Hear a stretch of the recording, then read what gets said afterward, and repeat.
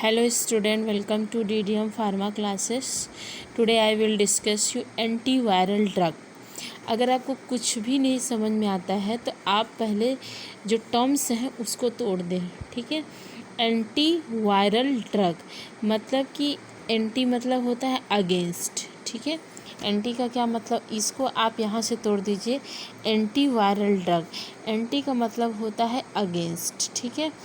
Against viral drug मतलब हम ऐसी ड्रग, वायरल मतलब होता है वायरस इन्फेक्शन, एक ऐसी ड्रग जो हमारे सेल में वायरस इन्फेक्शन हो रहा है।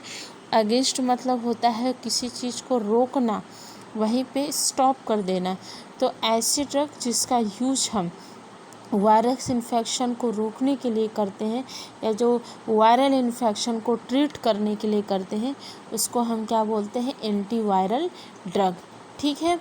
एंटीवायरल ड्रग जैसे हमारा बैक्टीरिया में हमने आपको समझाया था कि जो बैक्टीरिया होते हैं वो इनसाइड सेल जा कर के रेप्लिकेशन करते हैं।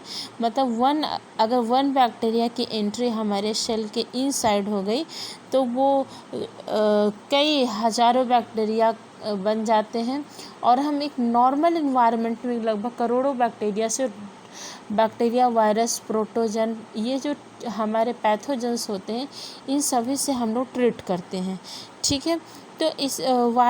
तो एंटीवायरल ड्रग क्या होती है? एंटीवायरल ड्रग जो होती है ना, वो जहाँ पर रेप्लिकेशन आपका वायरस की वजह से हो रहा है वो वहीं पे एक्ट करके आपको रिलीफ दिलाती हैं, ठीक है। तो और हमारा जो इससे सबसे इम्पॉर्टेंट पॉइंट ये है कि वायरस जो होता है वो कनेक्टिंग लिंक माना जाता है between living and non living system का, ठीक है। और वायरस का जो भी रेप्लिकेशन होता है वो इनसाइड द सेल होता है, जो हमारी सेल होती है उसके इनसाइड में वायरल इन्फेक्शन होता है, ठीक है।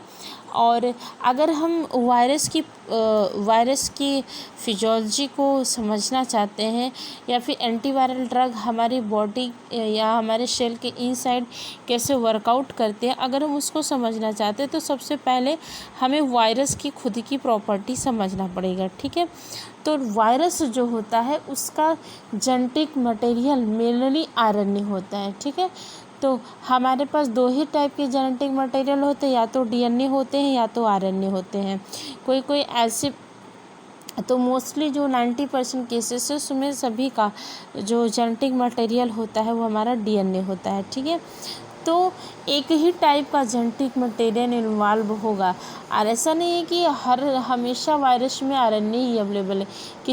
कुछ एक्सेप्शनल वायरस हैं जैसे बैक्टीरियोफेज वायरस है, कुछ एक्सेप्शनल वायरस हैं जिनके पास डीएनए होता है आरएनए की बजाय, और आरएनए जिनके पास होगा वो सिंगल हेलिक्स होते हैं। बट कुछ ऐसे बैक्टीरिया हैं जो डीएनए भी होते हैं और डबल हेलिक्स फॉर्म में एग्जिस्ट करते हैं।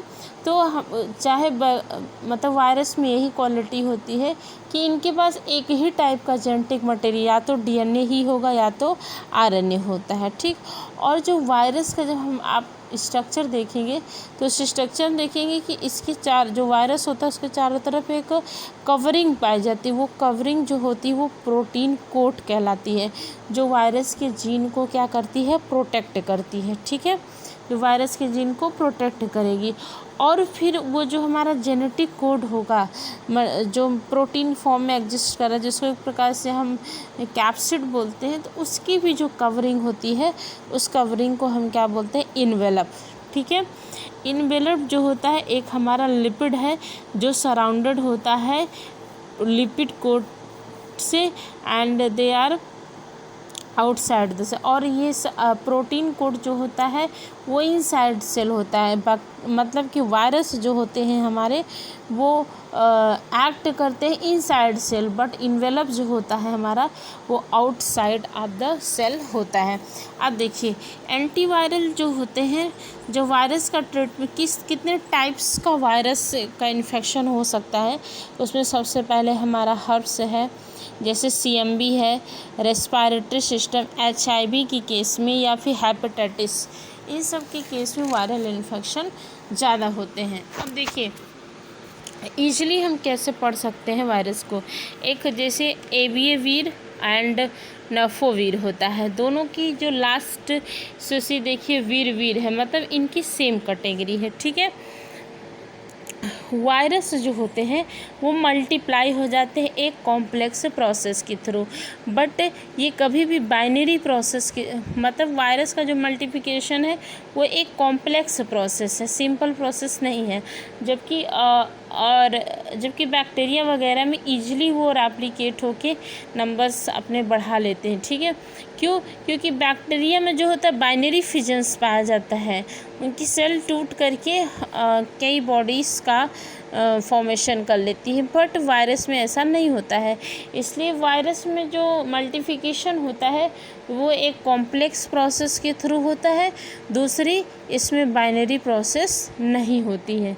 ओके, एंड नेक्स्ट पॉइंट जो इसमें है, जो दूसरी प्रॉपर्टी हमें समझने वाली है वायरस की, वो ये है कि वायरस के पास किसी प्रकार का सेलुलर ऑर्गेनाइजेशन नहीं होता है। क्योंकि इनके पास केवल एक ही टाइप का न्यूक्लिक एसिड होगा।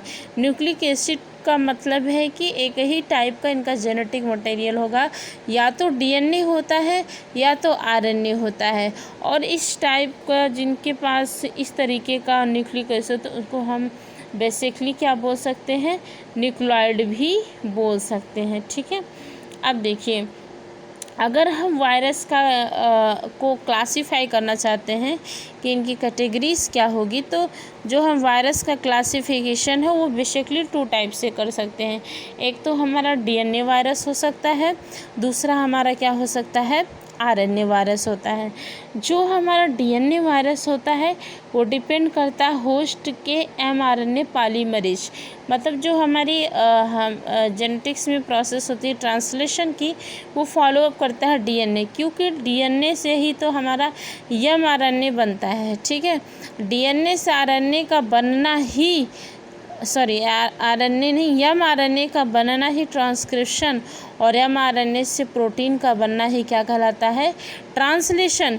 इसलिए जो डीएनए वायरस होते हैं वो एमआरएनए पर डिपेंड करते हैं, क्योंकि डीएनए की वजह से ही तो प्रोटीन बनेगा, और प्रोटीन को बनाने के लिए हमें एमआरएनए चाहिए।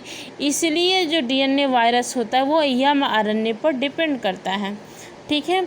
और आरएनए वायरस में क्या होता है कि अगर उसको एमआरएनए चाहिए तो वो कभी भी इसमें ट्रांसक्रिप्शन या ट्रांसलेशन नहीं, बल्कि एंजाइम का यूज़ करके वो एमआरएनए को ऑब्टेन कर सकते हैं, ठीक है, ईजली। और इसके बाद नेक्स्ट पॉइंट में हम लोग थोड़ा समझेंगे कैटेगरी क्या है वायरस की। जैसे रेट्रोवायरस क्या होता है, ये एक प्रकार का आरएनए वायरस होता है जो हमें एड्स काज करता है, ठीक है। क्योंकि हमारे वायरस तो दोनों टाइप के हैं, डीएनए वायरस भी होते हैं, आरएनए वायरस भी होते हैं। तो रेट्रोवायरस की जो कैटेगरी है वो आरएनए वायरस की है, मतलब आरएनए वायरस की वजह से AIDS, acquired immunodeficiency syndrome, एक सीवियर प्रॉब्लम है जो परमानेंट सही नहीं किया जा सकता है, ठीक है।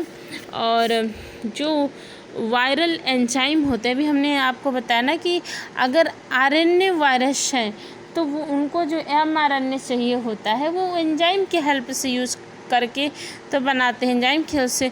तो वो जो एंजाइम है वायरल का वो होता है रिवर्स ट्रांसक्रिप्शन। कहीं लिखा है कि रिवर्स ट्रांसक्रिप्शन की प्रोसेस होती है, वहाँ पे आप तुरंत समझेंगे कि जो हमारा मतलब कि वायरल रेप्लिकेशन हो रहा है with the help of enzyme. Reverse transcription viral का एंजाइम है जो रेप्लिकेशन में हेल्प करता है, ठीक है।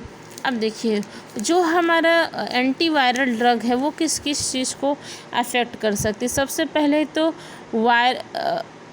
मतलब अफेक्ट करने की जो स्टेप है, सबसे पहले क्या करेगा, वायरस अटैच्ड होगा, अटैच होने के बाद बॉडी में आपके इंटर कर जाएगा। इंटर करने के बाद उसमें अनकोटिंग होगी, अनकोटिंग बाद ट्रांसक्रिप्शन हमने बताया था ना कि डीएनए से हमारा आरएनए का बना और आरएनए से हमारा प्रोटीन का बना। तो डीएनए से आरएनए का बनना ही ट्रांसक्रिप्शन कहलाता है। और आरएनए से mRNA, then mRNA to protein का बनना ही हमारा क्या कहलाता है, ट्रांसलेशन कहलाता है।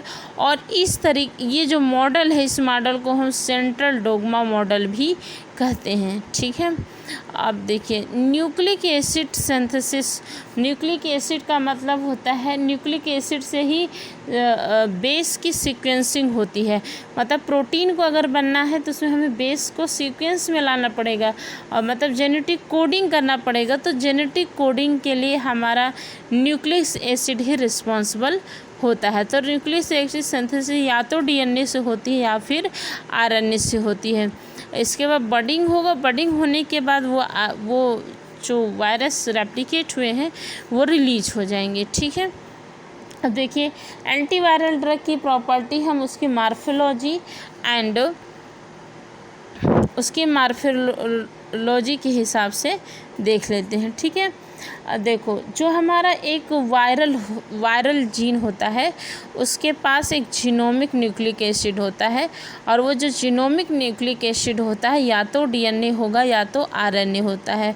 और ये जो कोर होता है, ये वायरस के पास ये जो कोर है जीनोमिक न्यूक्लिक एसिड का, इसी को हम न्यूक्लियोलाइड बोलते हैं। ठीक है, और वो जो न्यूक्लियोलाइड होता है उसके पास एक प्रोटीन की सेल होती है। मतलब कि इनका जो न्यूक्लिक एसिड होता है वो कवर्ड रहता है किसी मेम्ब्रेन से, तो उसको हम कैप्सिड बोल रहे हैं। और वो जो सेल है, जो कैप्सिड मतलब प्रोटीन की लेयर है, जब प्रोटीन की लेयर हमारी सराउंडेड होती है तो इसको हम एनवेलप बोलते हैं। ठीक, तो कुछ हम आपको साइज़ के अकॉर्डिंग वायरस के नाम बताते हैं। जैसे सबसे स्मॉलेस्ट वायरस पोर वायरस होगा जिसकी 20 म्यूम साइज होती है। और सबसे लार्जेस्ट वायरस जो होता है हमारा, दैट इज पॉक्स वायरस, जिसकी साइज 300 म्यूम होती है। स्टूडेंट, कल हम आपको एंटीवायरल ड्रग का क्लासिफिकेशन प्लस उसके मैकेनिज्म ऑफ एक्शन के लिए डिस्कस करेंगे। Thank you.